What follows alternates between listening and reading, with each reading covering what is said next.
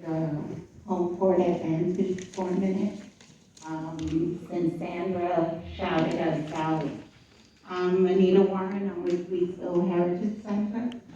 And the garbage is definitely a big issue for us.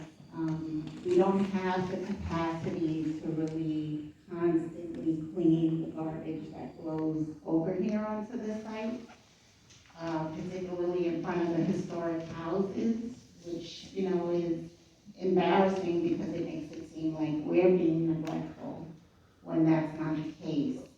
I think part of the issue from what we witnessed is that the garbage is not being bundled properly, either tied up. I know we would get a fine if we throw, boxes and different things out there just at the curb.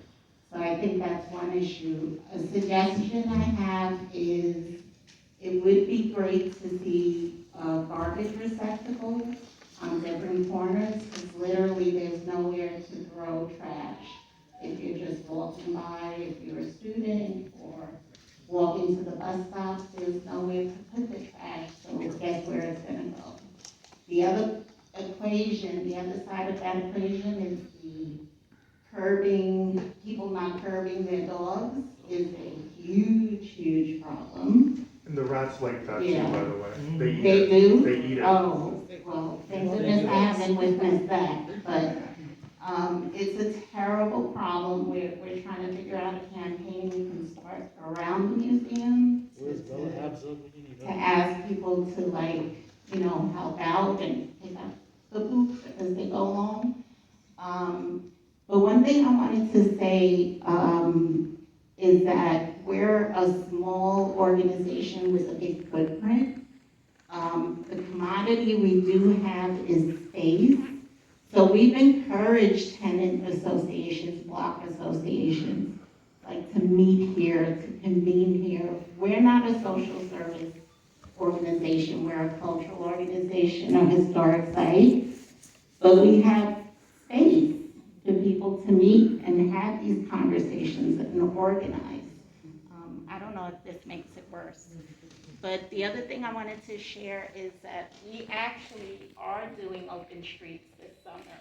We're closing off Buffalo right in front of the building, from June 18th through October. And we're actually hiring seasonal workers to help us clean, after the events, because that's not included in part of it.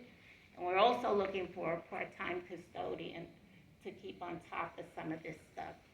So, you know, we're an organization, but we're neighbors. I mean, we're intrinsically linked.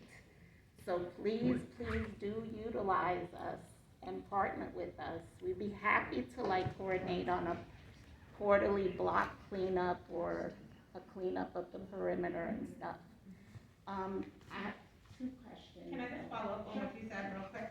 So, for one, definitely we can talk after the follow-up on specific locations, but also what may be helpful is, having sanitation come and table, like maybe one of the open streets, provide educational information. We also have, they're not dog bones, they're in the shape of dog bones, but they're the bags, to give people, so they have no excuse why they can't clean up after their dog.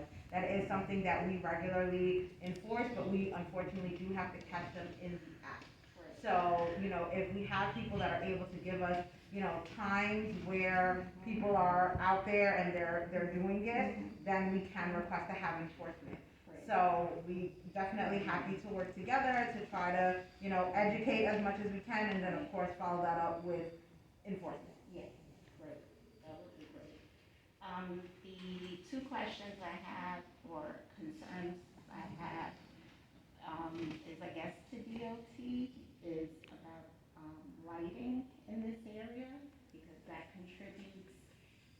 I'll be honest, it's hard to gain people's confidence to come to things here in the evening, because it's considerably, a little walk from the subway, and it's dark.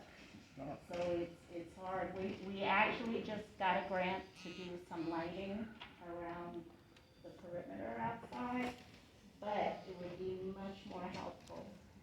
actually, we had a conversation with DOT about getting lighting, and all of a sudden, we got a traffic camera.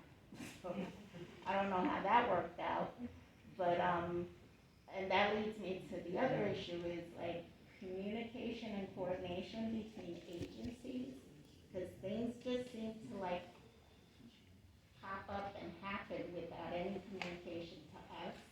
We have 3 new tree pits, we have no idea where they came from, who requested them. The traffic camera was another thing, because the community is looking at us like we requested it, and we didn't, we had no idea. So it's just, I think that communication interagency and to, you know, the people that it affects, is really challenging sometimes. So what I will do after the meeting, I will give you the contact person for the lights. Okay. Lights are done according to a study. There's a standard in New York City that we can't change. So what they do is they come out and they do a light study. If it doesn't meet that lighting, then we have to add more lights. But if it meets it, especially in the summertime when trees come out, when they bloom, that's what happens most likely, is that the light is being blocked by the tree limbs or what have you. And we have to work apart to get them to come out from the trees. In terms of traffic cameras and all those types of things, that's done based on the traffic stats of this area. So if there's a traffic camera over there, it's because there has been accidents, there are people speeding, or whatever. Right. It has nothing to do with you, has nothing to do with anybody saying we need to put a camera there. We actually look at the stats in terms of crashes Yeah. and in terms of speeding, and if we deem it necessary, we will put it there. But I mean, I understand that, but I'm talking about the communication related to the process. This is actually a city-owned building. Right. And, you know, I walk up one morning and they're digging up the sidewalk that we literally just paved over, right? Like, there's no communication, no warning when certain things are actually happening, you know, so we can coordinate or inform people, you know, or things like that. So that's a different thing. That will, digging up in the street, they have to get a permit, everybody has to get a permit. What needs to happen is, and that's what I'm saying, I'm gonna give you a particular individual Okay, that handles this particular area. So okay, if you see anything that's happening in and around the facility, you can call him, and he will definitely give you any information he can possibly give you. okay, great. But I say to all the agencies, we are doing open streets this summer, and we welcome anybody who wants to table to do anything. Can you repeat again how long it's going? From the end of the last Saturday, every Saturday, last Saturday in June, from 12 to 4,